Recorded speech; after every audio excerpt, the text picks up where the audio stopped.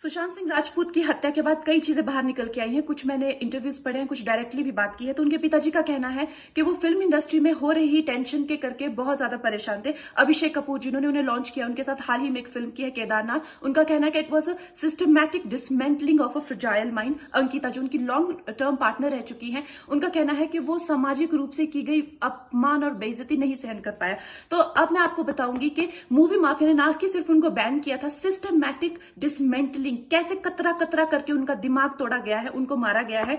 तो blind item आप इसलिए लिखते हैं क्योंकि आप जब झूठ लिखना होता है, आपको के अगेंस्ट कोई लीगल एक्शन नहीं लिया सकता क्योंकि आपका तो नाम ही नहीं लिखा, मगर उसकी जो डिस्क्रिप्शन होती है, जैसे मेरे बारे में लिखा जाएगा कि जिस लड़की के घुंघराले बाल हैं, जिसको नेशनल अवार्ड मिला हुआ है, साइकोटिक है, इस तरह से, जो कि मनाली से, डिस्क्रिप्शन पूरी दी जाएगी मगर नाम नहीं लिखा जाएगा।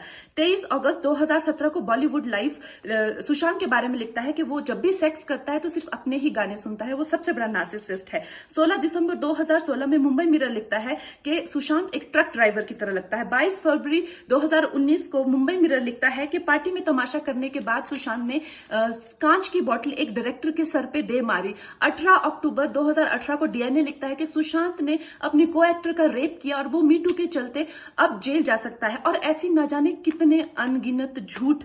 और ये जो बुद्धिजीवी जर्नलिस्ट हैं, ये जो चील कौए गिद्ध हैं जो मूवी माफिया के पाले हुए हैं, ये इसको मेंटल इमोशनल साइकोलॉजिकल लिंचिंग को जर्नलिज्म कहते हैं। मेरे बारे में आज तक जो भी कहा गया मैंने कुछ नहीं कहा, लेकिन जब एक स्वतंत्रता सेनानी के खिलाफ गंदगी लिखी गई, मैंने उस जर्नलिस्ट को कॉन्फ्रंट किया। आपको पता है उसी रात 4 सीनियर जर्नलिस्ट ने मेरे खिलाफ एक गिल्ड बनाई।